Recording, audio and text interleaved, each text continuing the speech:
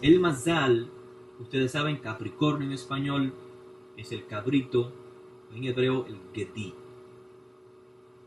Y la tribu que corresponde es la tribu de Dan.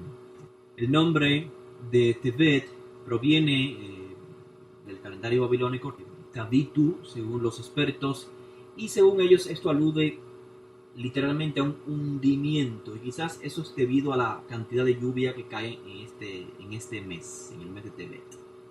Es interesante, para comenzar a comprender Tevet y el potencial de Tevet, que los primeros días de este mes, ustedes saben, concluye Hanukkah, los 8 días de celebración de Hanukkah, de las luces que encendemos en Hanukkah, concluyen en los primeros 2 o 3 días de Tevet.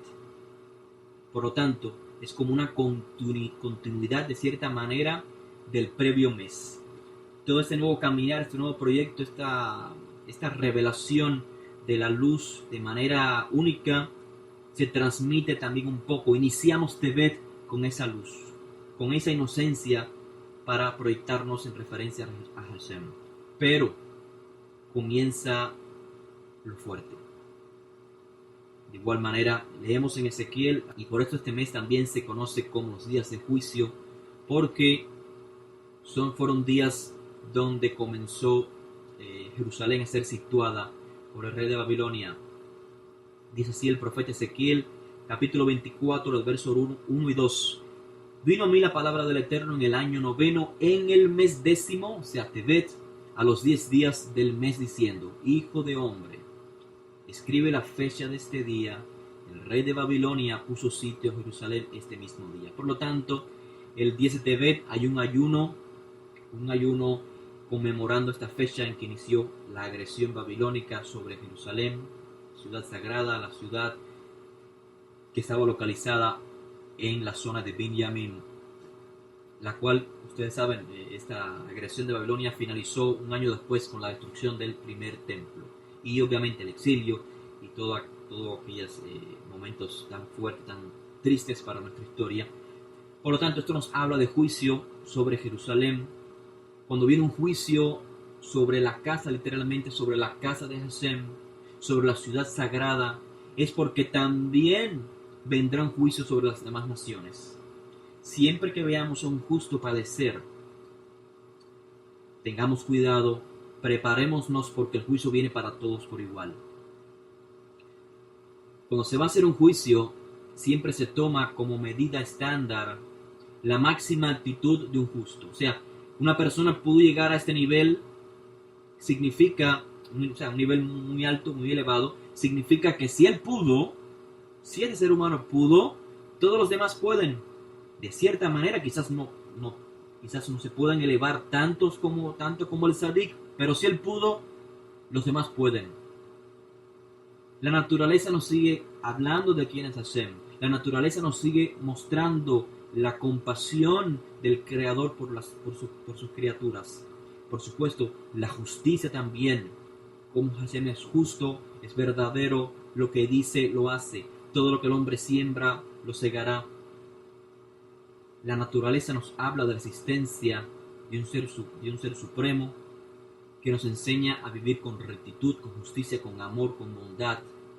Por lo tanto, cuando hay un decreto fuerte sobre un justo, los demás también van a sufrir. Primero, el juicio, ¿por dónde comienza? Nos dicen los escritos sagrados. Comienza por la casa. El juicio comienza por la casa. Primero se le hace el juicio al justo y luego los demás. La tribu de Dan, precisamente el nombre Dan, nos habla de esto, de juicio. Nos hace referencia a toda la esencia de este mes. Recordamos también uno de los personajes en la historia más destacados de la tribu de Dan. Me hago referencia a Shimshon, o sea, a Sansón. Sansón fue sobre la tierra, sobre el pueblo de Israel. Y vemos qué interesante cómo por su conducta negativa, el fallo de Shimshon, vemos que cayó en manos de los enemigos. Y finalmente recordamos el sacrificio de Shimshon haciendo la justicia de Hashem. ¿Recuerdan? Así que esto nos habla de un sacrificio por un gran ideal, o sea, por santificar el nombre de Hashem y la nación de Israel. Es lo que hizo Shimshon. Si hacemos el mal, tomando el ejemplo de Shimshon, si hacemos el mal, pues caemos en manos de los malvados. Pero siempre hay una oportunidad, la oportunidad de hacer el bien, la oportunidad de salir de la luz, de la oscuridad hacia la luz. Veamos cómo este mensaje se transmite también en la constelación. Me refiero al masal de este mes, que es el Gedí, es el cabrito. Cuando oímos hablar del Gedí en los primeros textos, en los primeros libros de la Torah, me refiero al primer libro de la Torah, en Bereshit, ¿a qué nos recuerda? Nos recuerda, ¿a qué evento nos recuerda el Gedí en Génesis?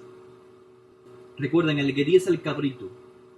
El Gedí nos habla de ese animal que fue sacrificado por los hermanos de Yosef para usar su sangre en lugar de la sangre de Yosef, para hacer pensar a Jacob, o sea, hacer pensar a Israel. Conectemos metafóricamente a Jacob, el personaje de Jacob, con la nación de Israel.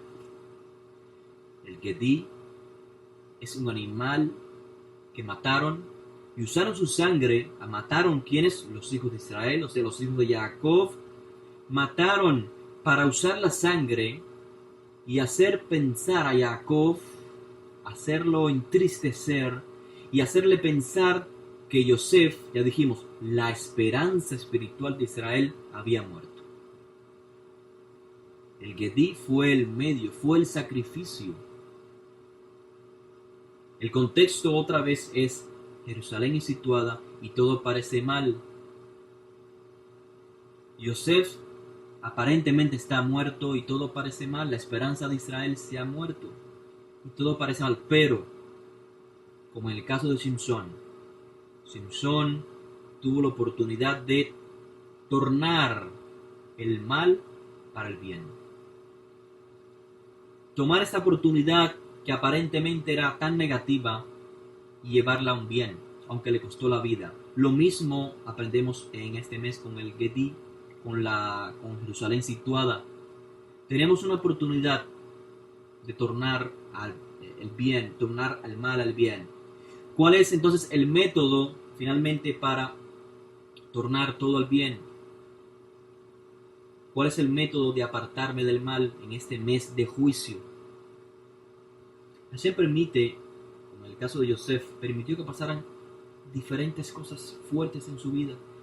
Hashem permite en la vida de cada uno de nosotros, los hijos de Israel, que se acerque el enemigo, que se nos sitúe en nuestra ciudad. ¿Y para qué? Para llamar nuestra atención, obviamente. Pero el porvenir, lo que viene después de ese acercamiento del enemigo, depende de nuestra reacción ante ese mal. Si lo vemos todo como un ataque personal o si lo vemos como el resultado de nuestros actos y un medio para elevarnos. Cuando Yosef vio que sus hermanos procuraban hacerle mal, procuraban su destrucción, ¿cómo Yosef percibió estos eventos? Cuando Yosef estuvo en la cárcel, cuando Yosef fue esclavo, ¿cómo percibió este ataque del enemigo?